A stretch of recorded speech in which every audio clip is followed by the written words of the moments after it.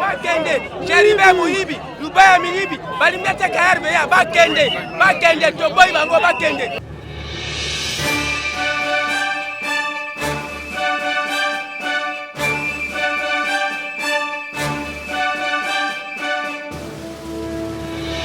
Aïssengo Minko retrouvé Mino sur na compte ya Tindika Télévision, chaîne idéale mais la cabine ma actualité na tango oyo et sengeli na lubaka toujours kimia régné partout na mabota na bino pour 100 kimia o kokoko landa ba vidéo ya Tindika Télévision. Un grand merci à mon boss Orifin qui sombe longona papi keli kasi mokolo alelo tozo accompagner bande kona biso ya RVA oyo mokolo alelo bazo sala marche pour na tina ya kosenga kokene ko déposer lettre na bango ya pétition kuna na Assemblée nationale na tina nini bande ko balandi structure ya RVA eza structure moto eba kala soki totali voie aérienne ba avion ba nini to mona RVA voie fluviale nini to mona RVA totali o ba train ba nini malgré za kanango so ya malunga to mona RVA kasi bazali koloba ministre ya transport azali kosala musala malamuti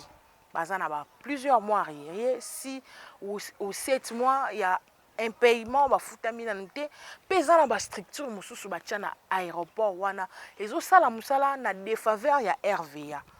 Or musala wana RVA sengele ki sala yango kasi bazi ba structure mususu ba tie ba sala yango mongo kokota na kesi ya leta ndenge nini na yango syndicat président syndicat ya ba travailleurs na kombo ya papa Guillaume kaswa tuka elongo na vice na ye doyen Gerengo ba sensibiliser ki ba membre nyonso kobanda na aéroport ya Ndolo ya Njili pona tina kokende na pétition na bango ti na bayo balobelaka peuple bakine ko déposer yango. Donc toza mobiliser na ndenga ko sakana te tozo bandana nu na mobilisation na Ndolo na Njili et puis tokozonga ti na Assemblée nationale pona ko déposer pétition na biso toza na ingénieur Biumbu na sima ya caméra nebi ke na montage déjà bazo na biso na ingénieur Rabi Matondo pe Mike Luzayadio na sengi bolanda reportage on a boké binyonso tokuta na mikolo ya bye bye.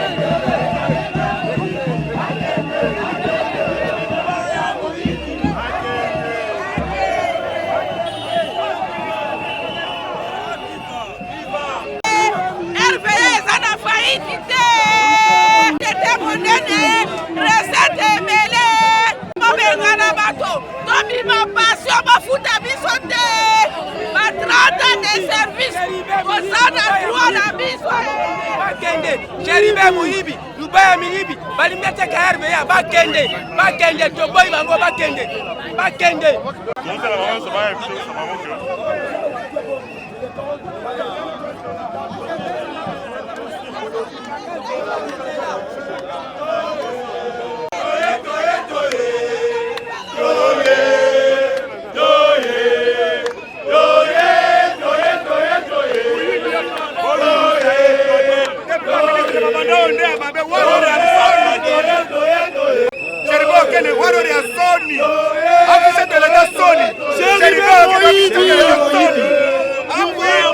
Cher frère, eza soni bapesi yo etape ndambu ya laki ozwi laki obomi oyenke na maloba olobaka na televizio okobongisa obomi oye na RVA lisusu oboma eza malamu te ozokisa president de la république soni.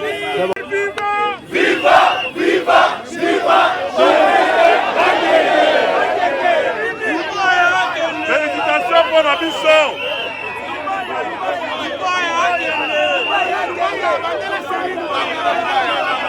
Camarade viva! Viva! Camarade viva! Viva! Camarade viva! Viva! Viva! Viva! Camarade! Kolongaka action na biso po tosalaka makasi ya kotikala na ndenge mibeko esengeli. Alors, toyokanaki ke tokosala makambo na biso na ordre. Soki tosali na ordre, bandeko bapolisier baza mpe mpo na biso baprotege biso. Avant que PDSN aya apesa biso ndenge tose comporte, esengi na biso tokende kuna ndenge bato nyonso basalaka. Totelemi RPDSN na ye akoya kosolola na bapolisier ayebisa bango oyo ememi biso awa. Comme ça, tout le monde peut s'organiser, na ndenge tokota na kati. Sinon, tout respecter, tout traverser.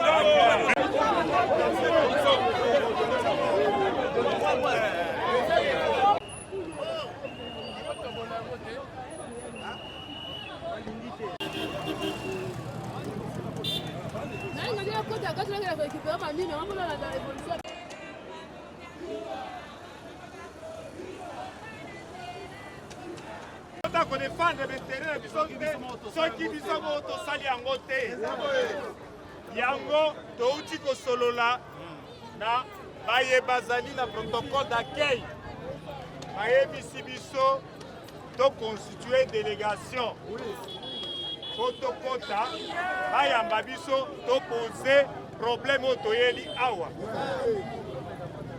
baapprécier discipline na biso. C'est ainsi qu'il ne faut pas toi abuser la discipline auto présentée à vous. Donc continuer à la discipliner.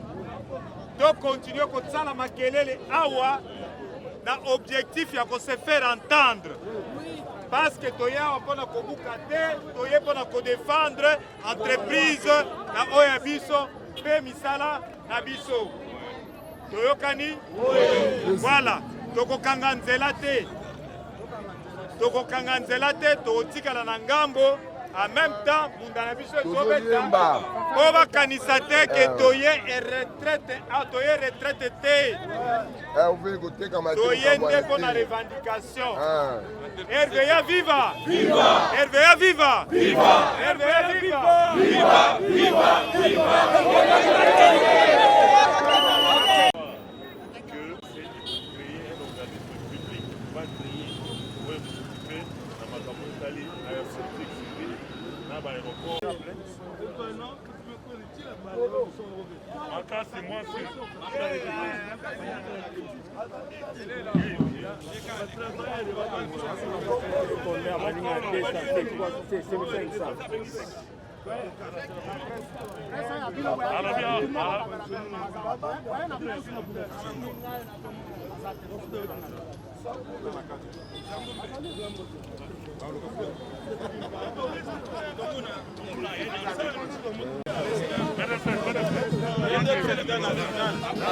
Tonguna n'est pas là, on les remplace avec celui-ci.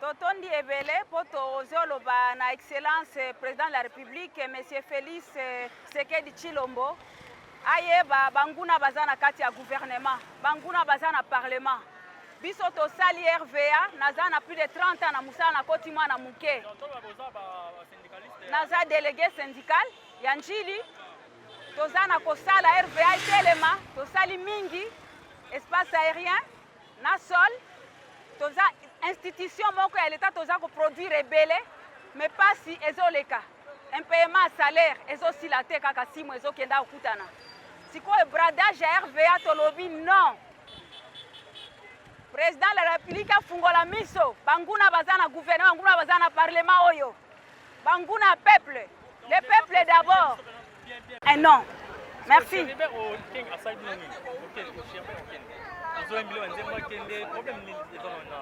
Il est le ministre des tutelles, il doit être responsable de dire la vérité sur tout ce qui se passe. Oui. Ezali ya kimia, ezali démarche au tosala lokola bana mboka pona kolakisaka revendication na biso na ba moyen kaka ya kimia. Ya non violence. Toza qu'on s'inscrire na politique ya le peuple d'abord. Yango tolingi banguna nyonso bazali sima na koluka RVA ebukana babima bayebana na peuple. C'est le peuple d'abord. Merci beaucoup.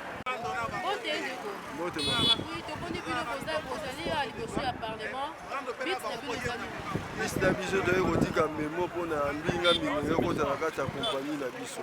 Yango toyei kotika memo na palais du peuple epai ya président assemblée. Pas président assemblée nationale. balobaki bayebi lwa wana te batikala mpe koyoka yango te eya lwa moko enge kreye na nkuku yango ebimi na poisa éclairci eya boye balingi babotela biso barelevance na biso na kati ya RVA y compris 5 entité mobimba yango balingi babotela biso so babotoli biso alors mosala eza lisusu te tina ti balingi babota lisusu na survol na likolo donc kaka eloko alobi eza te akende kaka tobaye aliko ya transport ayali kota trouble abandaki na transport babengani ye abanda na lac babengana ye lelo susu aye na RVA tala kaka tokokende wapi kasi ayebi oboma moto te awapelisa moto cc awapelisa moto cc yango wana toye tobengana ye akende décédé bazali bazwa ba décompte na bango te alors ba retard ba salaire eza ebele alingi batu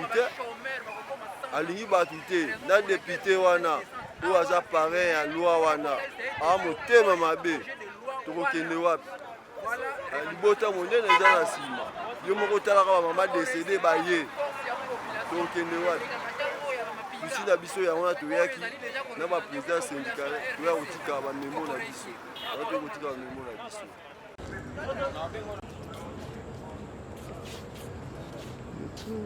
Une dizaine de jours par rapport à la proposition de loi qui est en discussion ici au Palais du Peuple.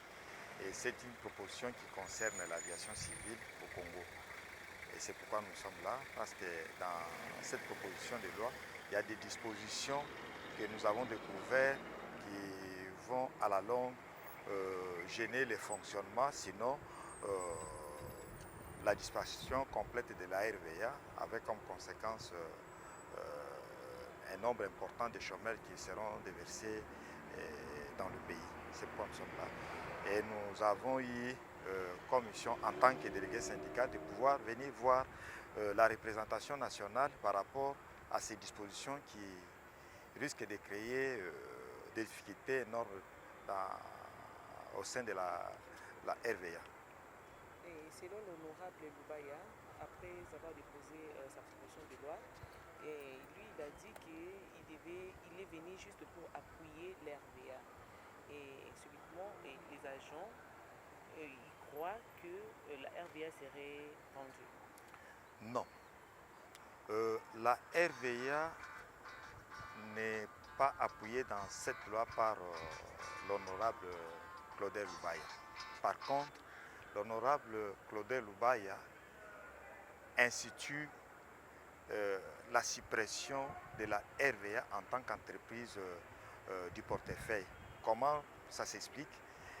Comment une entreprise qui vend des services va continuer à fonctionner sans ces redevances?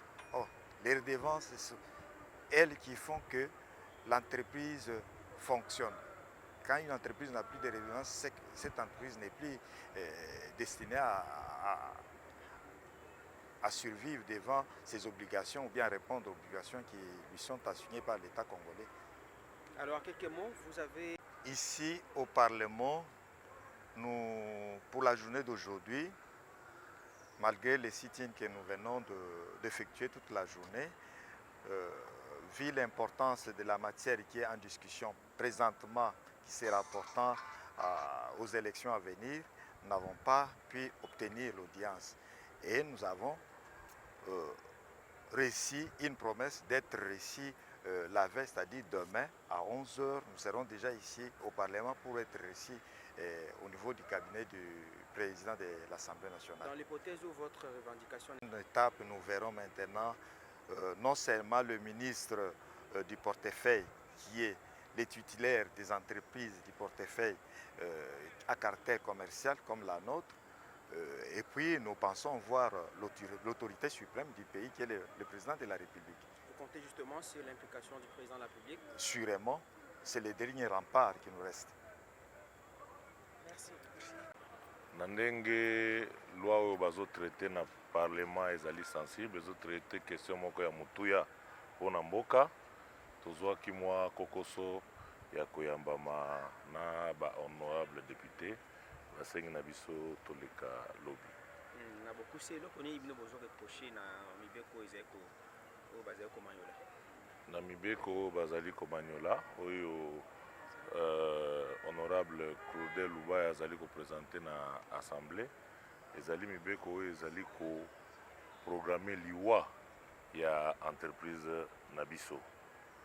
En ce sens que ezali kobundisa biso na ba structure mosusu ya système aviation civile, ezali ko autoriser ke babotola biso ba redevance oyo déjà pour na biso ezali muke et ezo permettre à peine na biso to fonctionner. Yango nde totelemi moni biso na basali ya RVA totamboli elongo mpona ko alerter ba honorable député bakweya na mbeba te balanda projet de loi oyo ezalaki initié kaka na structure moko ya système aviation civile oyo ebengami AAC.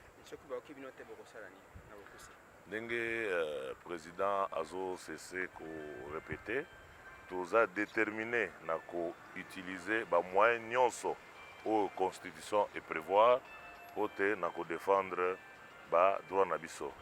Alors na ndenge ya discipline tolobaki nanu tokoya ko interpeller bakonzi ya mboka makambo esalemaka na mboka bango bayebi te to fongola bango misu ndenge PDC na précisé to prévoir ba descente na ba ministre na biso oyo ya titel po baza mibale ya le transport na oyo ya portefeuille tokotambola po to présenter oyo toya kodénoncer pe likama oyo ekomeli biso au cas où tozwi solution te toza na kondima que chef de l'État na oyo etali le peuple d'abord akozala na bokasi ya koyoka biso pe atuvele biso solution.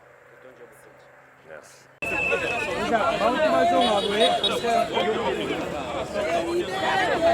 No totelemi ti eroyo ezali po ete to sauver entreprise na biso baninga RVA ezali en danger. Projet de loi Oyo eza en examen na Parlement ezali très conflictogène. Ezali kobundisa biso na ba structure mususu. Ezali koboto na biso ba redevance. Ezali kopesa un organe régulateur et de contrôle. Il y a activité, il y a système aviation civile, pouvoir non seulement à contrôler, à réguler la loi, mais peut à gérer. Yemoko a comme juge parti, biso tolobi, alors na mukuse, tokozongi c'est la maloba PDSN, a Sabino, qu'est-ce qui s'est passé là-bas, et pour l'année de Oumelaki. Viva! Viva! Viva! Viva! Voilà. Toya Kiawa na objectif ya kosala sit-in d'abord. Pour marquer présence na biso na représentation nationale bayebake biso pe toza ba électeur na bango. Amen. Soki baza kuna eza parce que biso tozali entreprise na biso eza en danger. C'est ainsi tosali journée na biso mobimba awa. Mokili ekomona biso mokili emoni biso. Et alors lelo tango tokoti objectif na biso ezaki ya ko remettre memo na biso na maboko ya président ya Assemblée nationale. Tango tokomi tokuti ke lelo baza ko préparer séance plénière par rapport à la loi électorale. Ezali matière moko très sensible pour la lobby yamboka. À cela, yango tipo ko tozaki kozela soki akoyamba biso te directeur ya cabinet na ye ayamba biso. Baye koyebisa biso ke matière oyo ezali sikoyo. Ba organe nyonso ya Assemblée nationale ezali vraiment concentré na yango. D'où esengeli tozwa to souscrire na audience de façon que bayamba biso lobby à partir à 13h. Yango tobimi boto e sabino. Et la kisite ke tokei kolala parce que ba lobby na biso tokende to ya lobby. Il faut totika la vigilant. To sali boye. Pour perturbation na côté na biso musala continuer te to lobby boye. Lobby ba délégué syndical nyonso o bazali présent à ville à Kinshasa. Tout se retrouver na bango awa. Basali boti kala na bisika musala. Boyoka.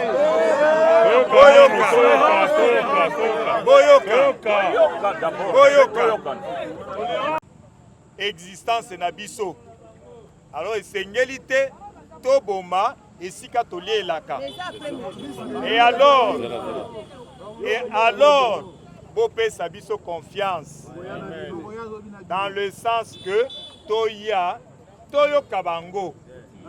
Soki toyoki résistance, c'est alors tokoyebisa biso ke batoyo bazoyoka te boya tokende. Et na programme tosali boye. Semaine oyo mobimba. Tokoya biso tozabai.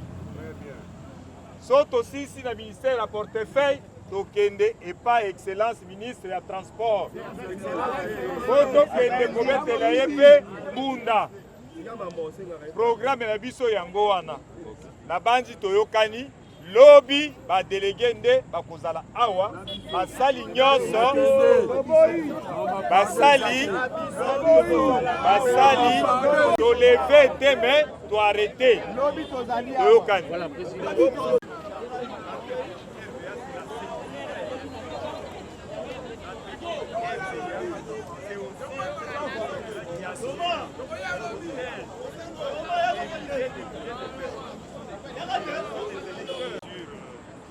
La loi électorale qui est une loi très importante par rapport à la marche.